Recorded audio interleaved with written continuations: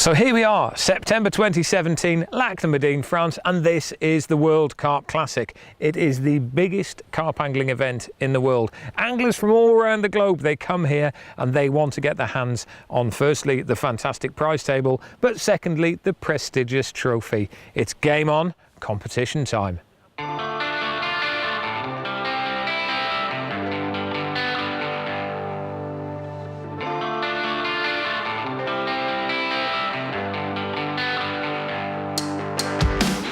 The World Carp Classic was the first ever professional global angling event. It attracts people from all around the world, and this year there's people from as far afield as New Zealand coming to take part. Now, it's been running for 19 years and it fishes at some of the biggest lakes in the world. This place, well, it's its spiritual home. It returns here again, and this is Lac de Madine. It started off here in 1998, and since then it's travelled to such massive lakes as Amance and the Orient in France. It's been to Bolsena in Italy, and last year it was held in the Czech Republic at a place called Nova Malinska. However, it's back at Madine now, and the anglers know this lake pretty well. They know where the fish like to feed, they know the tactics, but this year there are one or two twists.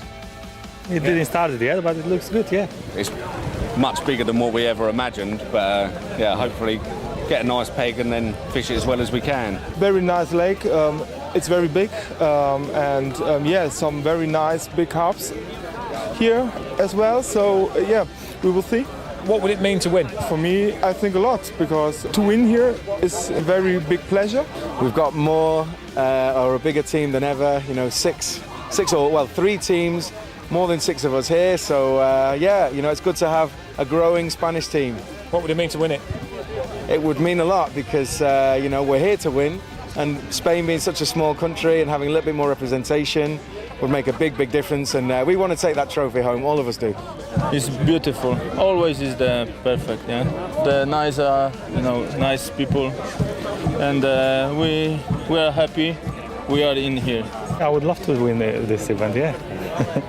The flag parade has just taken place to commence the start of the World Carp Classic. You can see everybody just lining in behind. We've got all the nations here joined together. They've just had official photograph. The trophy was brought up with the defending champions on the back of a horse-drawn carriage as well. So it's quite an occasion, this, you know, whether you're competing or whether you're the winner defending your title from last year. It really is quite a historic occasion.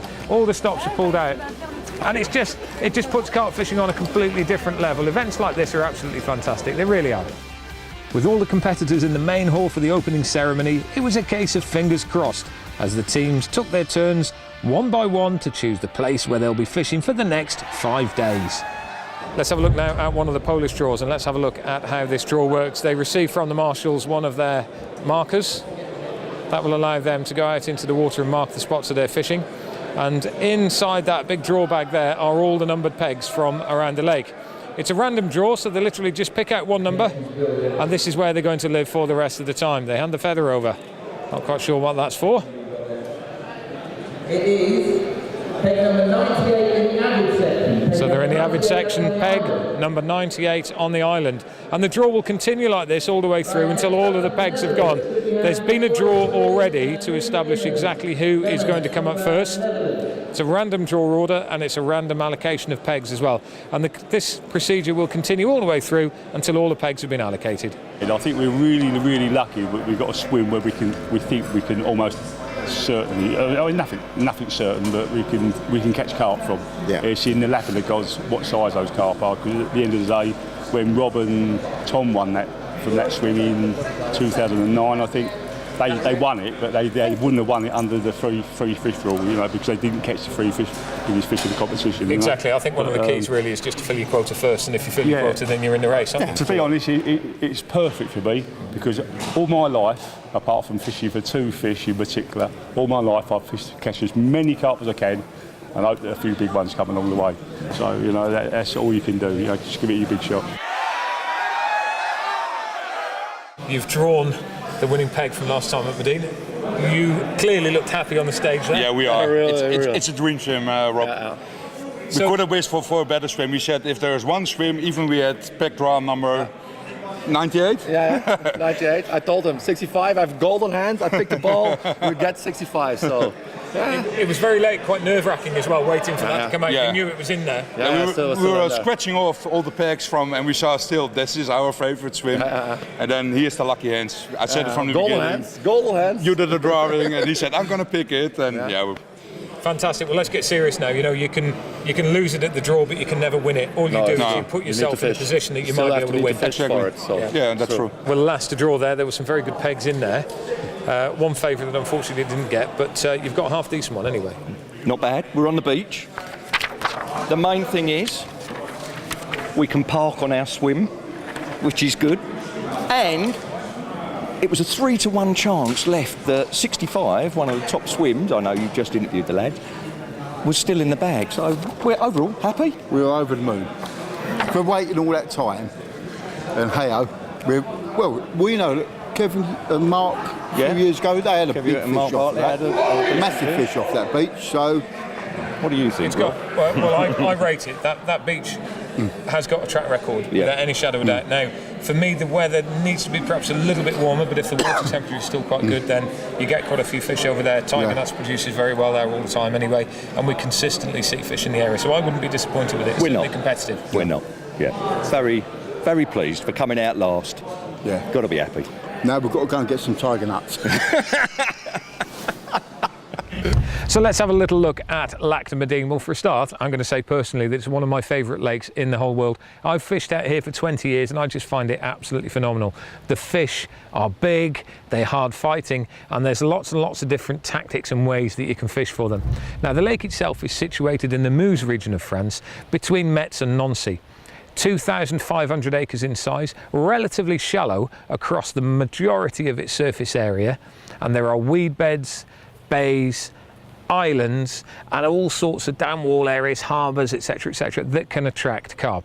Now, we do know more or less where the majority of the fish like to be at this time of year, but the odd surprise can come up. There's some really, really big fish in here as well. They go to over 70 pounds with an average not far off 20 kilos. Anything less than 25 pounds, 12 kilos, that is a small fish. So expect some really decent action. Now, when we look at the lake itself, there is a big island in the middle. The one side of the island fishes pretty well, the other side not so.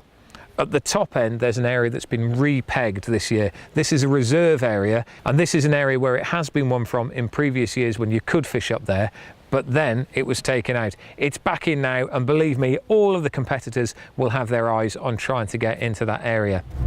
Other hotspots are the woods, the reserves, and also, would you believe it, the harbour area is also really, really good, and there's a swimming area that produces an awful lot of fish. There are problems. It can be windy, there are boats, there are also crayfish, and there are the odd one or two catfish as well. So the guys will really, really, really have to have their tactics bang on if they want to win this prestigious event.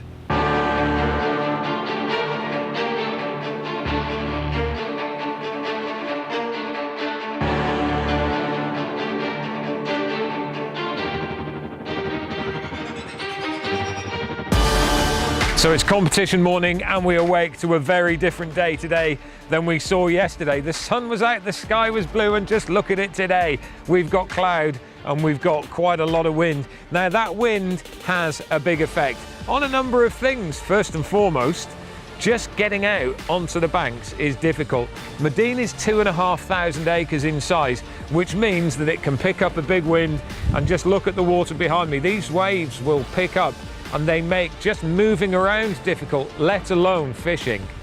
Now, the competition starts at 2 o'clock. It's morning time. There's a big logistical operation to get guys out into their pegs. The lads that are on the bank, they can drive there. That's nice and easy. But the guys that are out on the islands, they've got to get out there by boat, and that means loading all of their stuff into boats and into the big sheet moving truck that they have. And it's a really interesting contraption, this big old metal boat that takes the sheep over to the island and then brings them back again as and when they need to. Well, that is used for fishing tackle and anglers as well. So they load everything in, move everybody out, and it literally does take hours and hours. That is the scale of the operation here.